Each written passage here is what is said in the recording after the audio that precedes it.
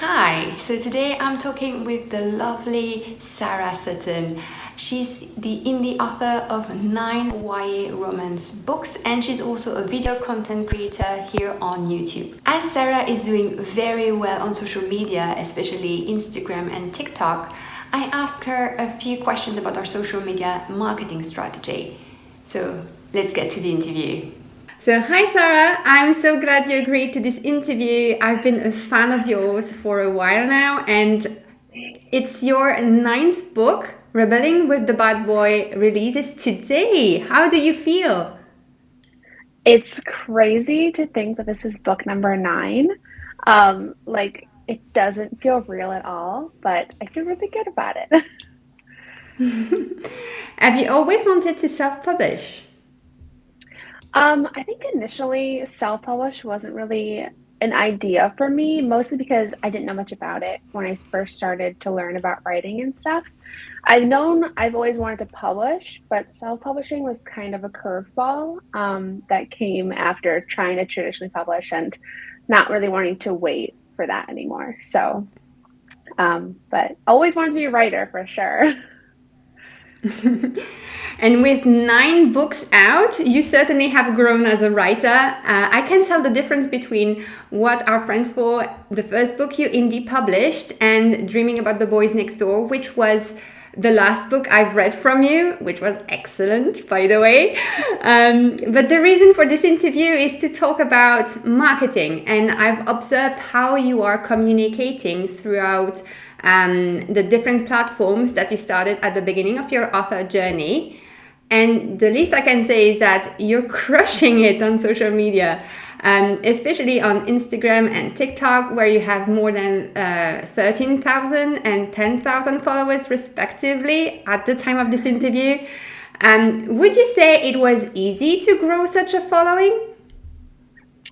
Um, you know, I feel like so for Instagram, my following kind of spiked when I started posting reels on there, and that was reels of um like I don't know if anybody has seen my reels, but if you have, it's me like I'm just recording like myself, kind of like listening to a song and stuff. And it's funny because a lot of people have found me that way. So recently I've gotten those followers from those reels, and so that was very easy. But in the beginning, it was definitely more of a slow, kind of gradual build in a way. So, how long did it take you to grow such a following? I think this time last year, I was at, I want to say 9,000 followers on Instagram. And I've had my Instagram account since 2018. So it took me however many years that is. I'm very bad at math. However many years that Uh, is to get about,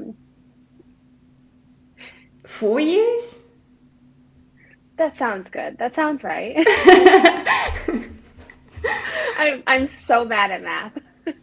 Yeah, But me then too, don't worry. after yeah, after I it just jumped in the year. I've gained that many followers since then. So um it was more of a slow growth in the beginning, but still I would say probably still pretty good. Like 9,000 in 4 years, that's very good. So um but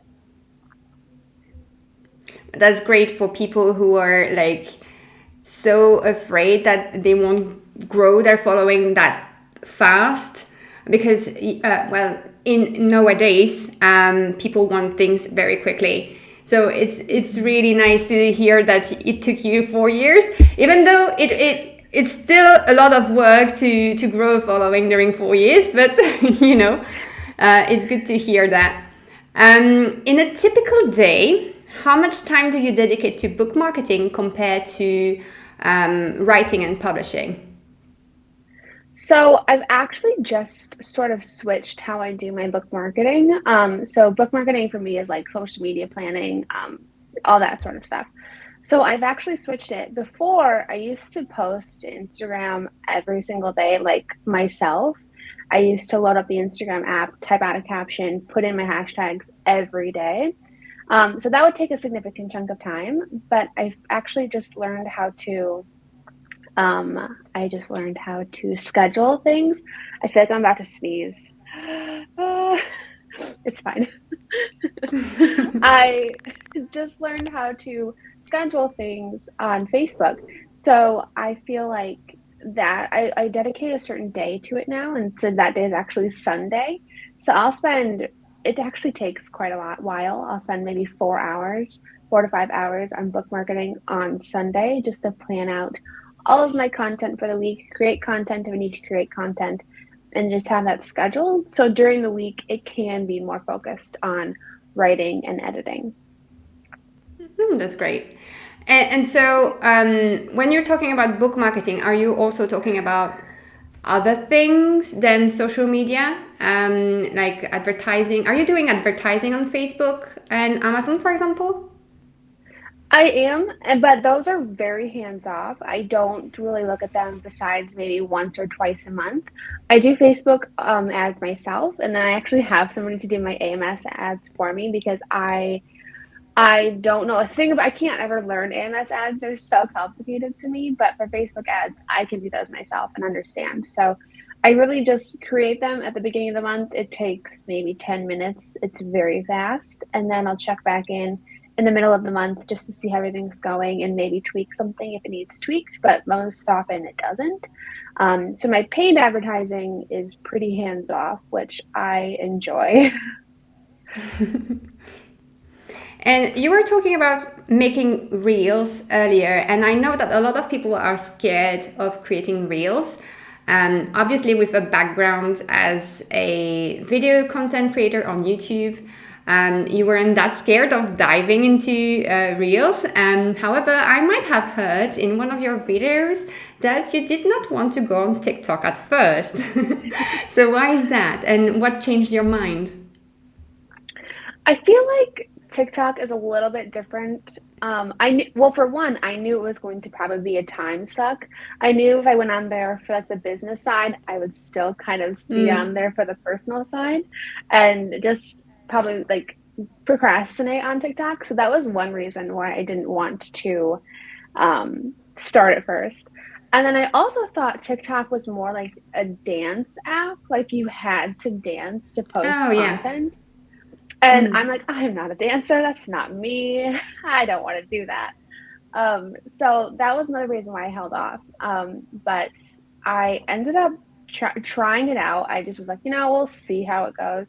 I think the reason why I decided to try it out was I was in my writing shed that I used to have, and I wanted to put book pages up on the wall. And I'm like, oh, this would be a fun TikTok. If I wanted to do a TikTok, like I learned that it wasn't just dancing. I'm like, this would be a fun TikTok. I could try it. And so I recorded it and posted it. I'm like, oh, we'll just see how this goes. Well, apparently you crushed it because you have 10,000 followers now. Would you say social media marketing played a big part in the success of your books?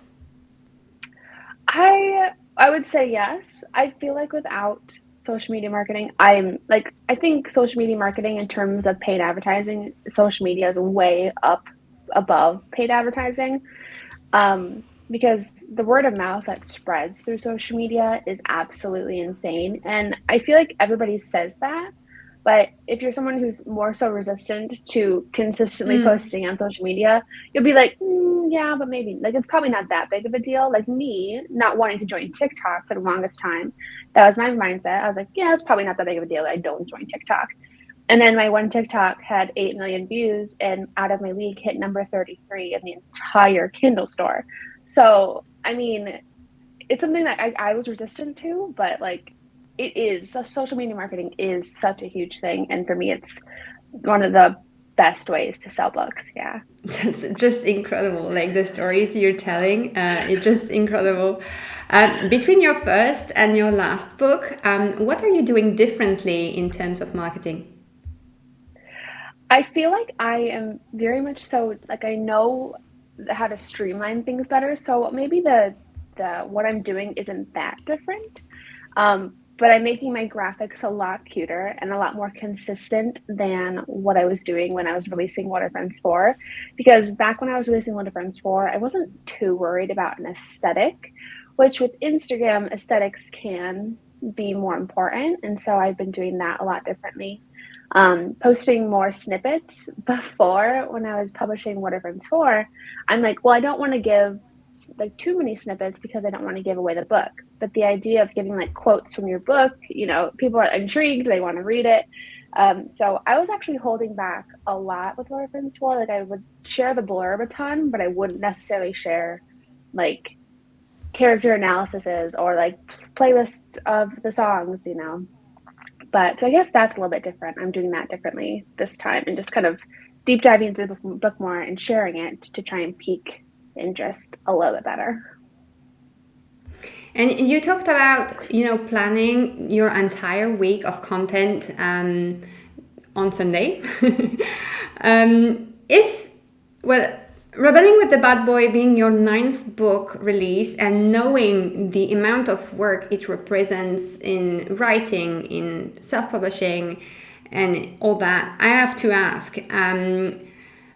When setting a book release, so you know in advance that you're gonna release a book on, I don't know, in a month or in 3 months, do you plan all your marketing efforts in advance when you set up that date?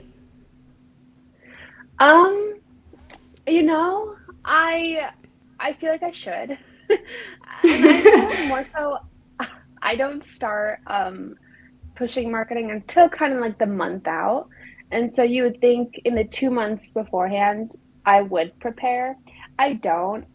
It doesn't really, I'm such a procrastinator. So I love to do things at the last minute. Like I feel like, ooh, it makes me feel less stressed to do it at the last minute, which makes no sense.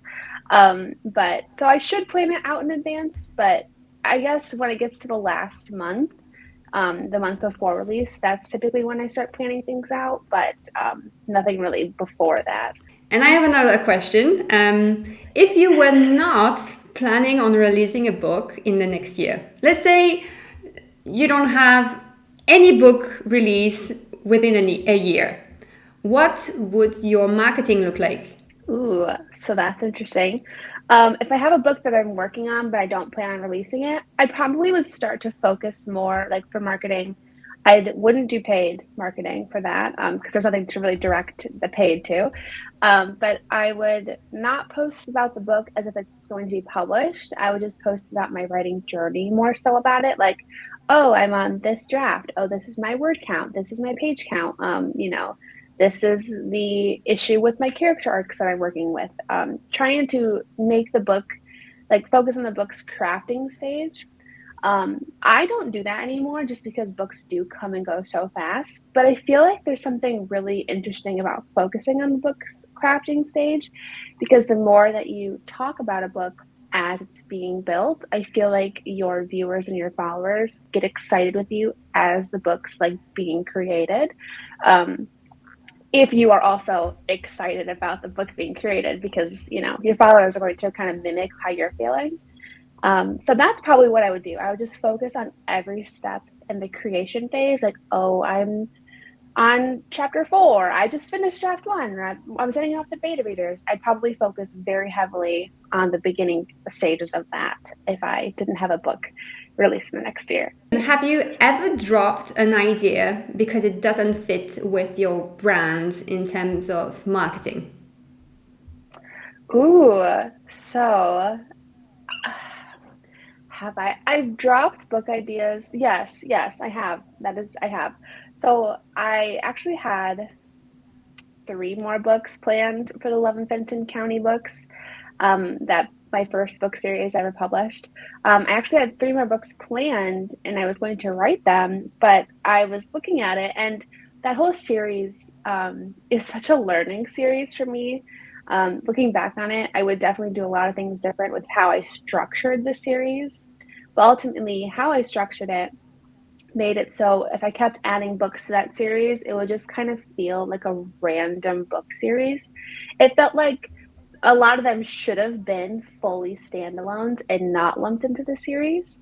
And so I like sat down one day and I'm like, hey, does it make sense to write these books? Is it going to be profitable in the long run to write these books? Or should I just stop and start new with a new series and like brainstorm an idea for that?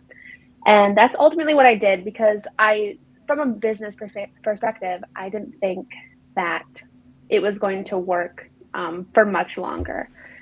So yes, I have dropped book ideas before. And would you ever consider publishing books under a pen name because you would want to write, let's say, in a different genre?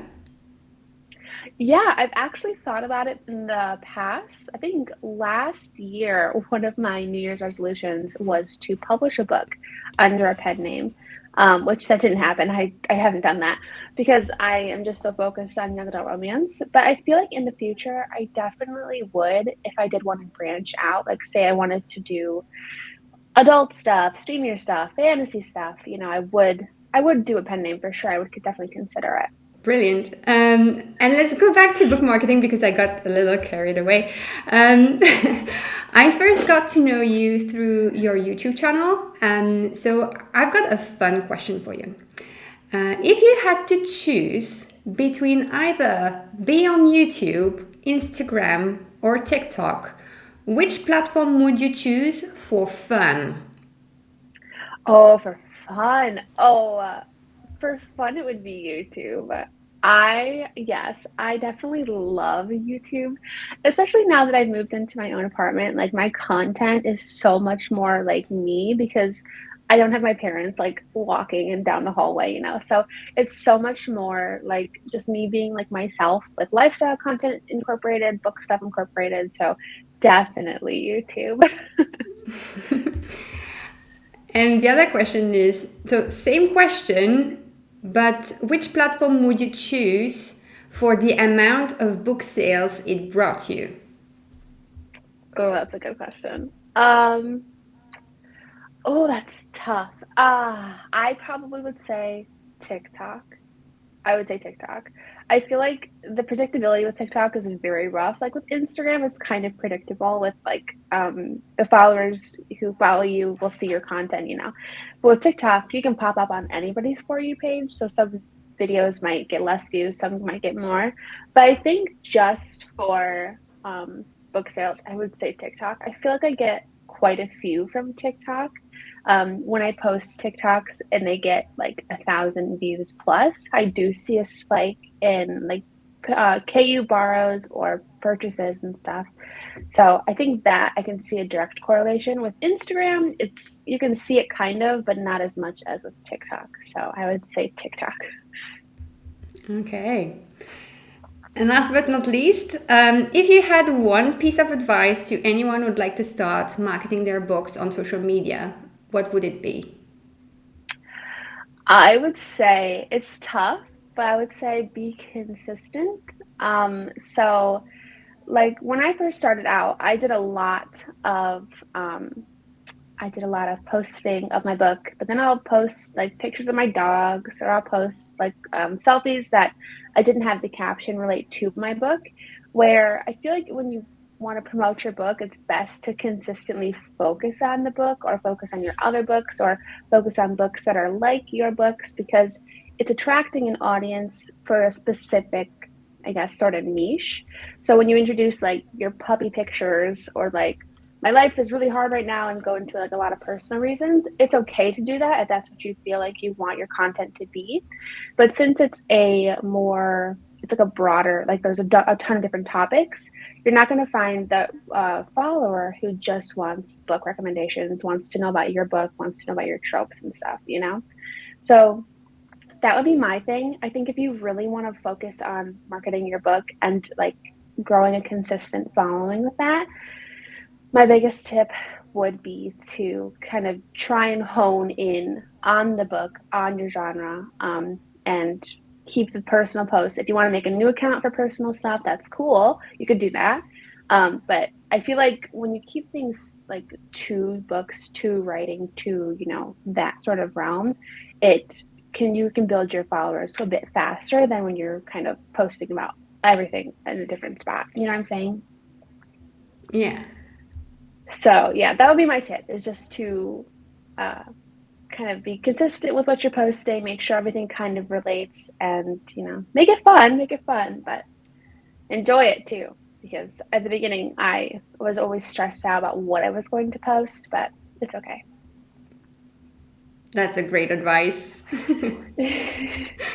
So thank you so much, Sarah, for answering all my questions. I feel like I've learned a ton from you and from your experience, and I'm sure the people watching did too. Where can everyone find you online? I'm on Instagram. My username is at Sarah May Sutton. I'm on YouTube. I think my username is also at Sarah May Sutton. I recently changed it to be consistent with that. And my books are on Amazon. I'm Sarah Sutton. I'm a young adult romance author. There's a Sarah Sutton who's a mystery author, but I'm the young adult romance one. So you can find me over there as well. And all the links will be in the description for you also, so don't worry about that. I got your back. Thanks again, Sarah, and I wish you all the best with your book release. Thank you so much for having me. Don't forget to check out Sarah's YouTube channel and website. The links are in the description for you. And go grab a copy of Rebelling with Bad Boy on your way out. She reached her all-time goal for pre-orders on that one particular book. So huge congratulations, Sarah. And I'll see you next week for another video. Bye!